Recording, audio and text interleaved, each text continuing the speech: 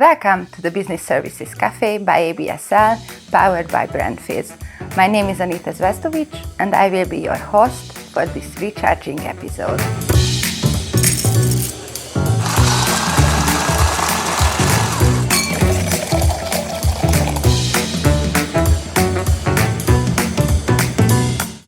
We are here to bring the thriving business services sector closer to you through freshly brewed insights, espresso shots, and also some sip and think takeaways. In each episode, we sit down with the most influential leaders of the industry to talk about trends which are shaping the industry landscape. In today's episode, our guest is Hosszu, who is at Emerson NI, the Vice President of the MEA Manufacturing and also the Managing Director in Hungary. Very warm welcome. Thank you. Our topic will be together to discuss about leading through local vision, which is a very exciting topic to talk about, especially in the business services sector. So grab your favorite cup of coffee and settle in as we are discussing this inspiring topic.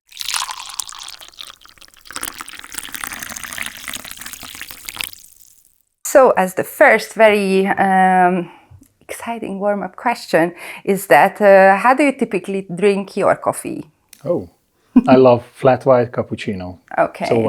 So white. And I think you do have a couple of coffee meetings during the week. Let us understand what are your coffee meetings mostly about. Coffee meetings really helps me to meet the people. You know, for me it's very important that I walk a lot during the day. And actually I always have a cup of coffee in my hand. And, okay. And, that's a good segue, just to meet people, talk to them, small hallway discussions. And that's actually always give you, I think, sometimes a better insight than any kind of formal way of try to, measuring the health of the organization. Yeah. So I really love that. It's an instant pulse check. It is like absolutely, what's going yes. on. Help us understand your journey at NI. So what was your first job at the company? At NI, my first job was industrial engineer.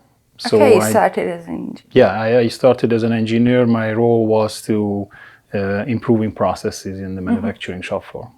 And what is your role today? I mean, we heard your position, but let us understand that what is that you are responsible for and what is on your agenda? I have two hats, I would say. One is, of course, the functional head, as you said, the head of manufacturing. Yeah. But also locally, I'm the managing director of a site, which is a very complex site. So it's not only like a typical factory, for example, or not only just like a shared service center, which is a huge footprint in Debrecen. Yeah. But we also have an R&D competence center. We also have an IT competence center, supply chain, legal. So it's a very, very complex site, which makes, I think, my job very interesting. I don't think I will be ever bored of it, which is great. And I think my role today is I think I'm in charge of what the future will be for that site. Okay, so it really resonates with the topic you chose, that leading through local vision and toward the future. What is one characteristics that you would never give up from your local culture in the company? It is very people-centric. And I keep saying that one of the reasons why I also stayed as an employee for many years with this company, that our core values are not only on the wall. We are really living it through, and it's always manifested every single day.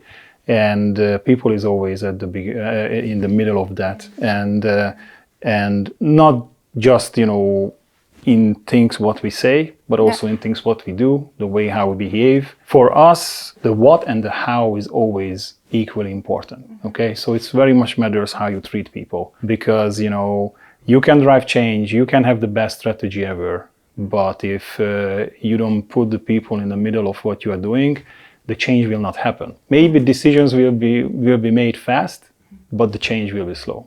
Yeah, and you are in the middle of a big change, right? We are in the middle of a big change, yes. And you hear about it later. What is one value, and I think it will be definitely resonating what you've just said, what is one value you believe every leader should hold on to, especially in a major organizational change? It's tough to tell only one, Okay. but if I have to pick one, Okay. my pick would be respect. I think that's so foundational. And I hope I will have a chance to also talk about more about trust in the organization, but that also starts, I don't know, even more foundational level is respect to every single individual in the organization. And I think, give us a context, because I think creating local vision or leading through the local vision is extremely important in the times of organizational change. And you are going through a very important change in the organization, which is a merger and acquisition, or like a merger and acquisition, the previous company becoming a new company. What is going on? Yeah.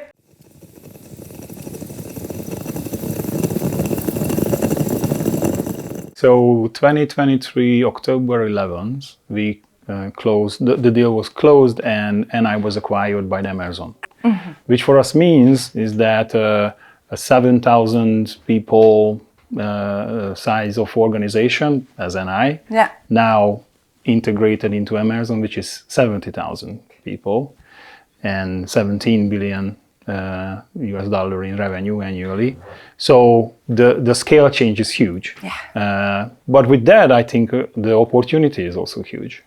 But just itself doing that integration, you know, brings a lot of change. And I think this is an important challenge for this organization to making sure that we will find what the future holds. We find how can we control our destiny, and we also can create the right mindset and the evolution of our culture, which will make sure that in a different organizational setup, you know, we can keep our strengths, but we can start an evolution where we can learn from this. That's the number one opportunity, the learning opportunity.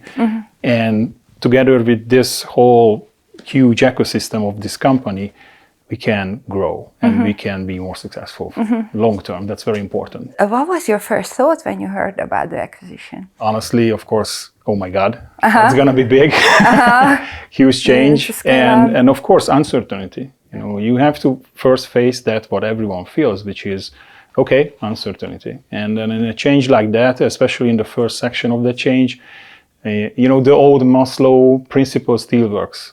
People will come down on that pyramid very, very fast, and they will look for stability, security, you know. That's the first thing what happens. Honestly, what I did, the first thing when I knew and I learned who is that, who will acquire us, I checked immediately what is their core values. And what is their kind of really like purpose. Also, I was lucky because coincidentally I met a couple of other Hungarian leaders from Emerson in Hungary. So it was not just what is written, but what really, you know, what is the experience, what came across from other human beings. And I got a very positive kind of impression very fast, because the core values what Emerson has very much overlapped what I had. So that's already paint the picture that most of this change will be complex and challenging, but still I keep calling it the best case scenario because the foundation are very similar. And I think like this identity building, because you check the values, you are trying to find like, you know, similarities, like intentionally like trying to adopt.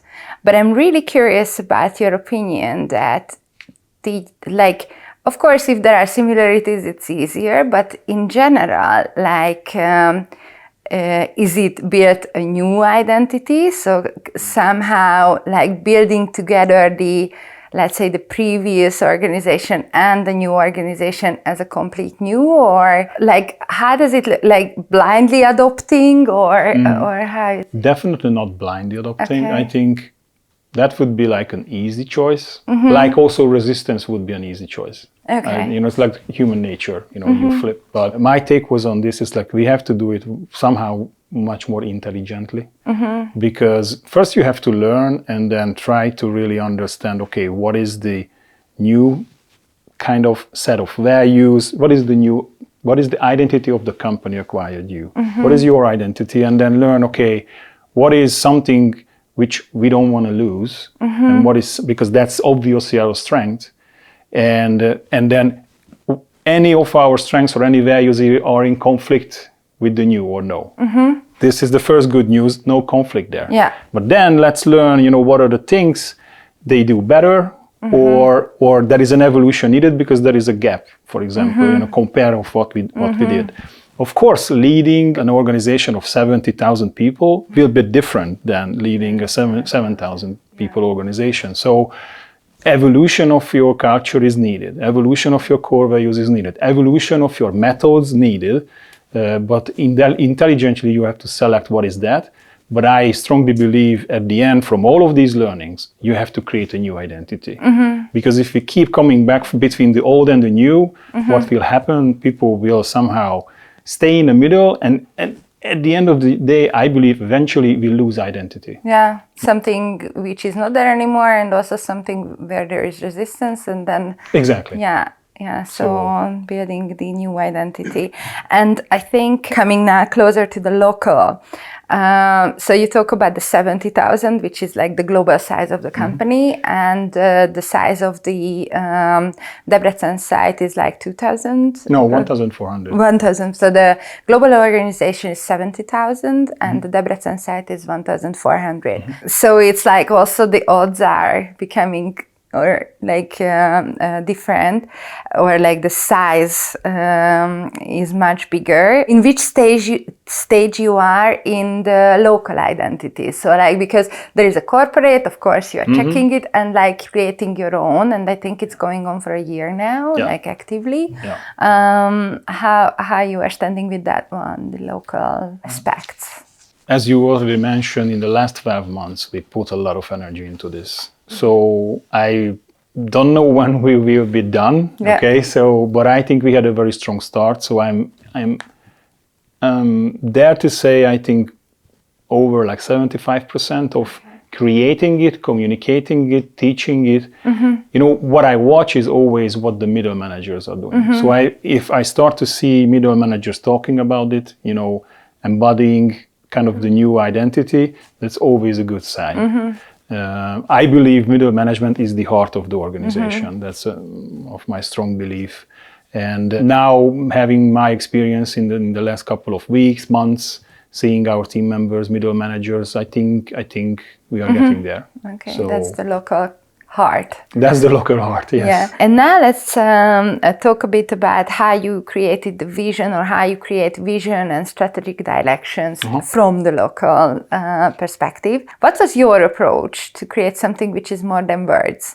And what you mentioned also in the beginning, not only writing something on the wall, but actually lived and understood on every level. We have a track record of creating 3-year-long visions for the site.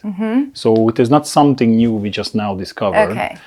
But now I think it is more important than ever before, because we are after the change, and you have to create that dream. I'm there to say that also. So the way how we do it, and I think there are many different methods, very good methods. We just picked one which is, I think, very simple. And my background is lean manufacturing, so I picked the Japanese kind of method. The reason why I picked it, because it's easy to understand and easy to communicate, and it is a very good tool to making sure you can create alignment in the organization. Up to corporate, down to the people, and also horizontally between functions. And at a site like us, where we have 13, 14 different independent functions at the site, this horizontal alignment is super important, and finding synergies and keeping the silo walls low between these departments are very important. And the method what we choose called Hosszu Kanri. It's a strategy deployment exercise actually. But first what we do before we create a strategy, we create a vision. Okay, the way how we do it is that first you need a current state. Okay, what are our strengths? It's like a simple SWOT analysis, but it's not only like coming from our heads. So we talk with all of our stakeholders. We collect input. All of the site leaders who are sitting on my staff in Debrecen, they were in charge to gathering all of these inputs. And then also we sit together. We literally close ourselves into a room for 2 days, and then we digest all of this information. We have certain methods how we do that, and then we dream based on what we learned about ourselves. You know, what are the opportunities, what are our strengths, where do we see gaps, and then we start to dream, and then we create a vision statement. And then the next level, we create strategic directions. And then when we have that, and this too is for 3 years, and then we create actually strategic objectives for 1 year. Okay. So but then everything in the Hosszu country method, you can align everything. So corporate goals, local priorities, even like important department level goals, and then creating these alignment and also this kind of contribution matrix, you know, what really is important, because it's easy to like come up with ideas. And I think one interesting element what we do is that on the first meeting, on the first 2 days, the rule is that we cannot walk out with more than 15 ideas or possible priorities. So we define maximum 15 and we stop there. And then we go home for 2 months and every site leader volunteers to pick one. And then 2 months after the first meeting, we meet again. And the role of the volunteer is to work out that priority based on facts and figures. Because the problem what we had, 10 years ago is that if you stay in a room, then opinions will talk. Oh yeah. And not facts and figures, not real data. So we give some time to ourselves and then come back. And every leader will have a pitch about the possible top priority, but it strictly has to be based on data and facts and figures. So if we say, hey, we have a problem with, talent availability, 2 months after that statement, someone has to show the data whether do we really have a problem or no. So in that pitch, we try to convince ourselves that, based on facts and figures, this is really a problem or no, or this is really a possibility or no. And then when we listen to all the 15, then we do like a simple contribution matrix or balance scorecard exercise, and then we pick max 5. So I think that's also very important. Where do you say no? Because one of the pitfalls of creating strategies is that you try to do everything at the same time. So we always walk out with maximum 5. So you mentioned the Hosszu model, and regarding this, there is this phrase catchball. Yes. And let us understand why you find this extremely important, that you have a local vision and strategy, and after that, what role it plays. Yeah, so it's called catchball, which means that that's actually the method how you actually deploy your strategy in the lower level of the organization. Because one of the typical pitfalls of creating a strategy is that the top management closes itself in a room, dreams big, walks out with a strategy, but there is no real breakdown in the lower levels of the organization. So what will happen? Exactly. So what will happen? People who deal with the tactical stuff will do that, and the strategy actually never enters to that level, and only the top management will talk about it, and the lower levels of the organization actually will not, first of all, understand, contribute. And then also it will not drive change in the everyday life of the organization. So what we do is that when we walk out, we define these catchball discussions so when we have the 5 priorities for the year, for example, then it's also, I love this, volunteer-based. So the site leadership team, 5 people will volunteer, who will run one. And then every year we rotate this. Yes. Okay. And their role is to do the catchball, which is, after we kind of created the problem statement for one priority, they meet with middle managers who has connection to that priority. And then it's not the top management who will create what are the projects, what we will do in order to reach that goal, but it's lower in the organization. And then we even involve team members if it's needed. So at the end, when they come back to the first presentation, it's what is the project list, what we will do, who are the project members, it is always created in the organization, not on the top level. And that's the catchball, actually, that the ball is going down in the organization, and then it's coming back, and then it goes back, every single quarter, actually, the way how. And how is it perceived by corporate leaders that you have your local agenda? That's a very interesting question. We do this without them asking us to do this. Okay. So this is our initiative always. and it's been for years. And it's also part of now our identity. So when you talk to corporate leaders, they know that Debrecen has its own vision, that site has its own vision and own strategy.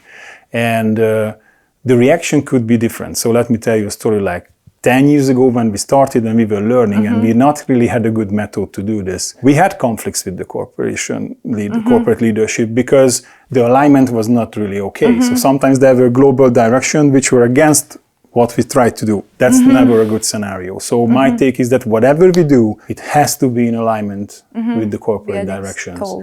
So now, because of the method what we use and the approach what we use, this alignment is actually 100% all the time. So the reaction is support. Okay. All right. So because this is, of course, obviously supporting the corporate goals, and you will not have that conflict. So when you have support, it's much more easier. And because of that support, we also, even the resource allocation works despite the fact that it is not on the corporate agenda, but it is supporting it, easy to see the connection. We have a good way to present this because of the method again. So we don't really have a problem with this. This is actually an advantage for us. And it's also, as I said, I think a very important message for a local site, whoever is that in Hungary, is that when they walk in, you can say, hey, I believe this is my destiny. And instead of it's not you who have to figure out what is my destiny. I will tell you what I believe and what I think about that. Of course, there will be inputs and everything, but that's fine.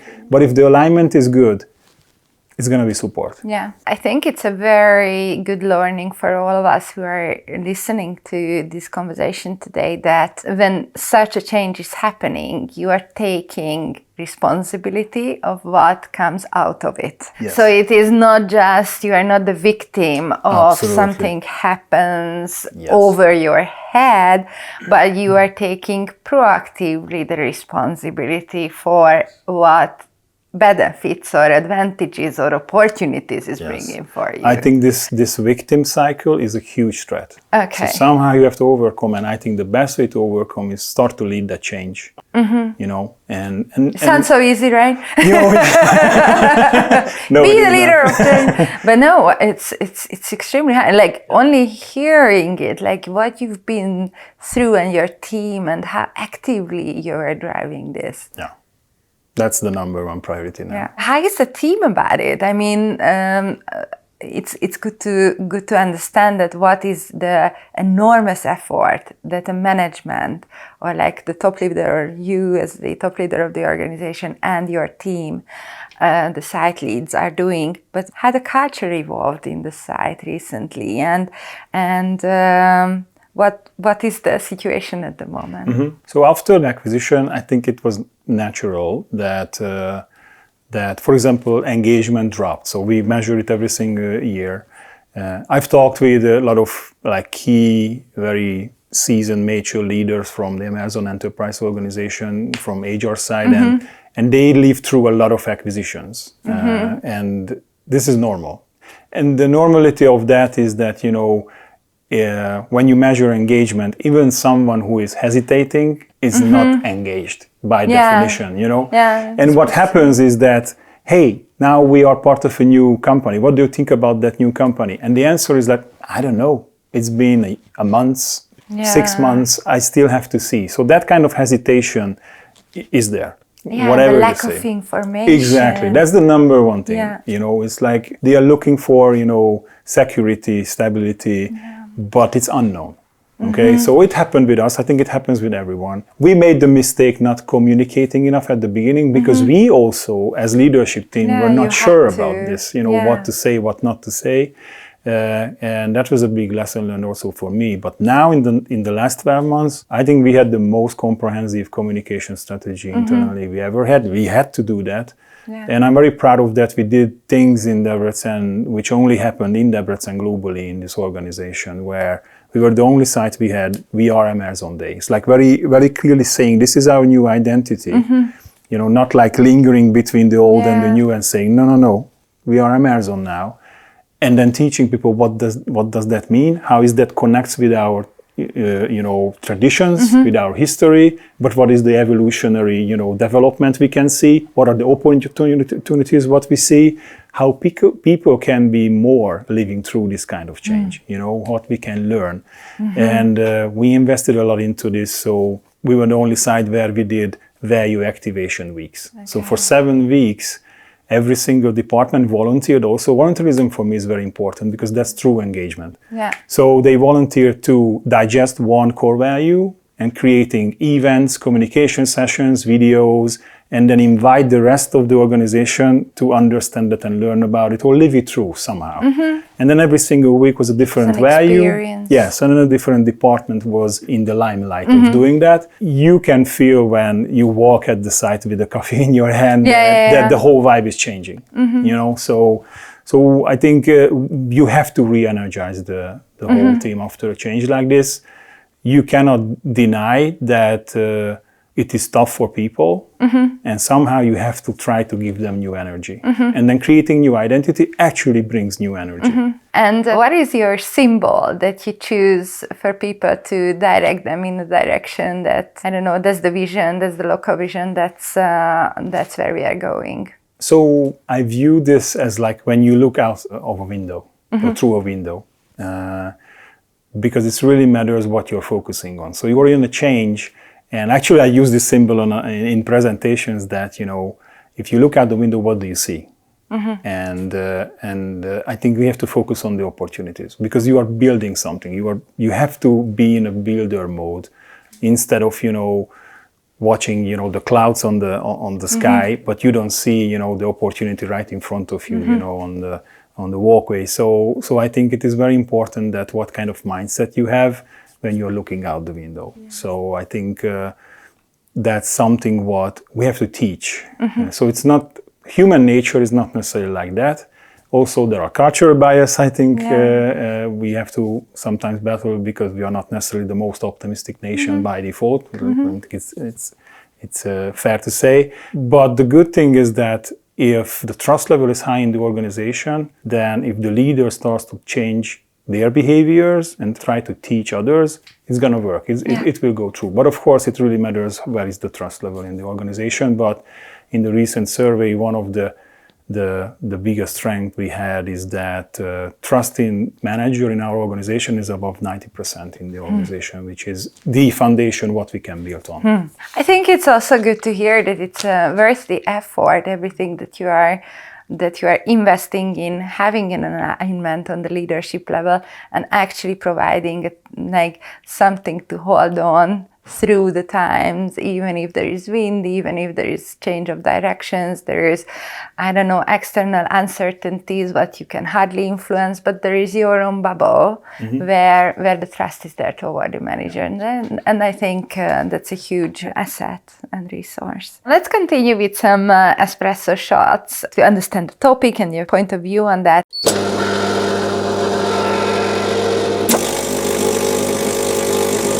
What's the one word that best describes the acquisition? Change. The change. Yeah. And is a vision immediately clear or it's evolving? It's definitely evolving. Yes. Actually, every single year we are reviewing it. It's a bad news if you have to change vision every single year. It's never happened, but you have to validate. It's for sure. Evolving. And what is your top priority in this post-acquisition period? Right now is finding those things which differentiate us and will be our competitive advantage. In many ways, competitive advantage on the labor market, competitive advantage in this new ecosystem. Business-wise also, people-wise also, and I'm there to say we know. So very in a differentiated way at the site now we can actually grow very high value add activities like our R&D center or our IT center, and that's perfectly showing the opportunity we have because we've been talking about R&D growth for decades in Debrecen. And we always said we had a good footprint there, but growing that furthermore was always a big, not problem, but a big challenge for us. But now it is happening. It's a huge opportunity. Yeah. What's one book that that is your evergreen guidance when it comes to change? It is called the speed of trust. Now I'm talking about this, I don't know, for like more than 15 years. I think it's very well describes that even if you are not believing in this, emotionally, you will understand why it is also good for you from a business perspective. That if the trust level is high in your organization, the speed of change, decisions, and then the effectiveness of the organization will be much more higher. But as a human nature, I don't have to convince myself, because that's kind of my nature, that I like to be in an environment like that. But when I understood the whole, effect of that in the organization, that made me a much more stronger believer that this is actually a key thing. And it also helps me to translate this and teach others about this. Like one interesting story, in the recent couple of months, I had all the school principals of Hajdú-Bihar County at Emerson NI, and we were talking about leading organizations, because they are leaders. Yeah. And I had the chance to talk about speed of trust to them. And that's kind of my volunteer work, giving back to the society, that maybe it will have an impact on how, the schools will operate in Hungary. Yeah. Because I think these kind of leadership concepts will help a lot. It can have an impact on society if they learn, how it is so important to build trust in the organizations over school organization. Yeah. So that's great. Yeah, that's really good. When everything goes well, how would you describe an ideal day for you, like at work? It's definitely should mean that I meet a lot of people. Yeah. That's very important. You grab your for cup me. of coffee. Yes. So first of all, so you have time for that. Exactly. So exactly. I have time to do that. At least walk 2 times a day, like 15 minutes, and then meet people, talk to them. I have one habit which sometimes people I think laugh because of that. I religiously say hello to everyone every single time I met them. And it's 1,400 people, so actually I don't remember if I met you today or no. So maybe I will say hello to you 3 times. Yeah. But I don't care. The reason why I do this, because it's actually 2 things. One is it shows respect. Yeah. But the second thing is then someone walks and they have their head down, thinking about everyday life struggles. If you say hello, you have to lift up your head at least once in that day. And I like to do that, and I purposely do in a way that you will lift your head up. Yeah. All right. Really good. Closing up our session today, I think it was very good to hear that in spite of change, in spite of becoming 10 times more bigger organization, in spite of having new directions, you are building a local vision where the organization and who are working for Emerson and NI Hungary, they can hold on to tight. What was the single most important lesson that our listeners take away from today's episode?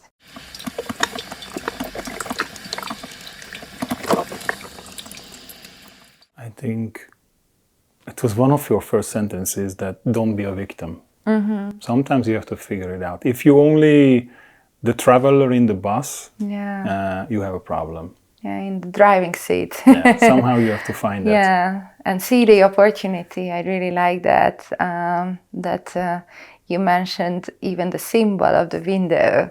And also you mentioned you are looking down and you're just watching your feet, and if you don't lift up your head, you don't see the opportunity, what's out there. If you could give one piece of advice to leaders who are preparing for such exercise or anticipate, I think change is constant. I think in the past years it really speeded up. We all feel it. Yeah. Leaders are going through pretty hard times in each organizations. What would be your piece of advice? It's interesting, I was watching leaders through the change, and also I was watching myself. How do we react? And what is the first thing which started to differentiate how successfully leaders can deal with change first, and then help their team? It's very simple. The first thing, honestly, was stay calm. When a big change happens, those leaders who are able to stay calm first and not go into the extremes, thinking about scenarios which are not necessarily realistic, those who can stay calm and can think through the whole situation first, they were able to support their teams much more faster, in a much more effective way. And then when the time comes to say, okay, now let's come together and dream, create a vision, create a strategy, those who are in that mindset are much more effective. So it's simple, but very important. Thank you so much for sharing your experience, which you. is a very inspiring journey you've been through, and we are excited to hear about the next episodes as well, I guess. That wraps up today's episode of the Business Services Café. Huge thank you, Robert, for sharing your experience about leading through local vision. Thank you for having me. It was great to hear, and I hope you also enjoyed listening to our episode. If you like this one, then also join our next conversations as well, and follow the Business Services Café.